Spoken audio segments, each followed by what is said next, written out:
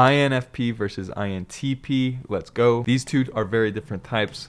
INFP leads with introverted feeling, whereas INTP leads with introverted thinking. They both have extroverted intuition in their auxiliary, and where you'll see their similarities is in their second and third function. But when we're looking at their differences, introverted feeling is very different than introverted thinking. Introverted feeling is about a subjective inner authenticity. What is true to me? What are my morals? And being guided through life based off of this moral conviction and compass, whereas introverted thinking is much more interested in the congruency or like the accuracy of their frameworks. They need to have accurate, cohesive frameworks that don't contradict each other. As soon as an introverted thinker finds new information that contradicts their understanding, they have to update their understanding. They have to update the framework so that it is congruent with the truth. And introverted thinking is very, very focused on true versus false. And I would say introverted feeling is more focused on right and wrong.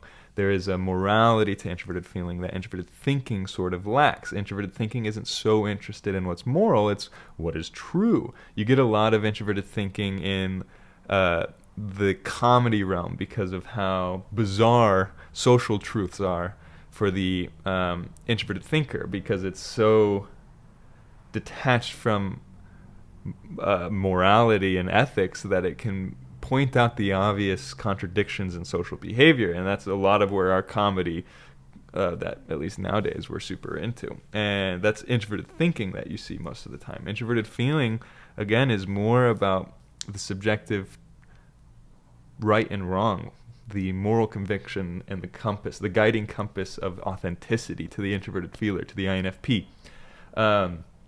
They're both going to be very interested in exploring and what I call the theory of everything. Extroverted intuition that they both share is very interested in understanding more and more and more. They want patterns. They want novel experiences to perceive new patterns, to update either their introverted feeling or their introverted thinking. And so you'll respectively see them in different areas. Introverted thinking might go into more philosophical, actually maybe not, more scientific, more data-driven, whereas the introverted feeler might be more philosophical.